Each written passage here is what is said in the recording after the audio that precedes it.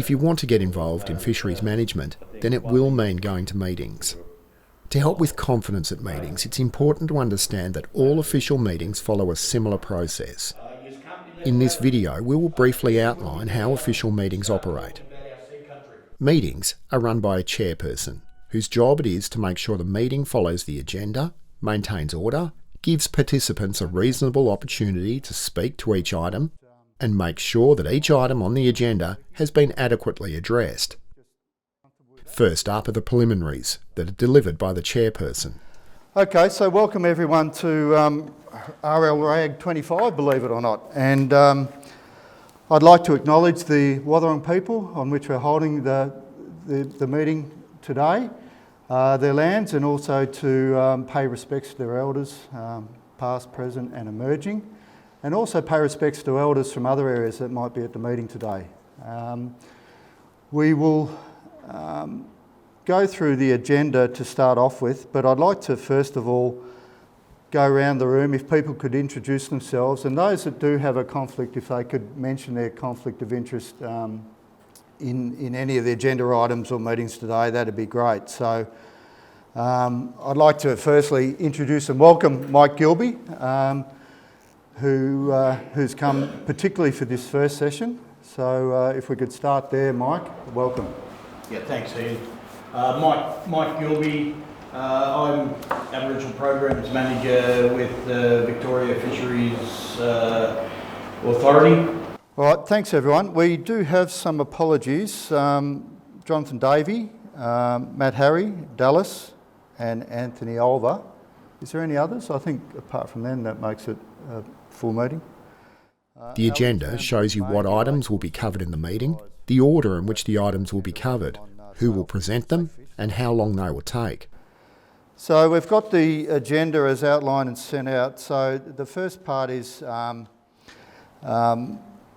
we've got Mike and Rowan talking about the Indigenous participation in fisheries, and then following that we've got work on the class has done intersessionally on proposal, reef seeding update and the e-catch update. Is there anything else people would like to add to the agenda at this point? All right, we'll accept the agenda as is, and also out of session the minutes went out. People had their time to comment on them. Is someone happy to accept them as a true and accurate record of the meeting as they were finally? Thanks, Marcus. Notes are taken by a member of the committee, which record discussions, decisions, advice and action items on further work that needs to be undertaken. An official summary of those notes is written and sent to committee members. This summary is called the minutes. Each item is then presented and discussed, and where relevant, decisions are made or advice given by the group so that each item can be progressed outside of the meeting. Action items arising from the meeting are usually reviewed at the end of the meeting, and the meeting called to a close by the chairperson. We will finish up this video with some advice about meetings from Rowan and Mike. How you ensure that your position is heard in a meeting, I believe, is that you've got to be balanced with your approach. You need to re-emphasise around a bit of fact, so don't make it opinion-based. So you can give direct response to the data that you have, but also remind things about the obligations that organisation may have. If it's a policy thing or a legislative thing, just remind people and give them the context around that to get your voice heard. I think sometimes the best bit is just to get the voice and make the point. Sometimes you won't get an answer on the spot at the time, but I think it's critical to others participating in whatever forum you're in to make those issues heard. What's your best tip for helping with confidence in meetings? Mentorship and coaching, and being, buddying. The buddy system works really well. Having the confidence to buddy up with somebody in a meeting room whom you feel comfortable with, who share similar values to you, or even similar, a similar story to you.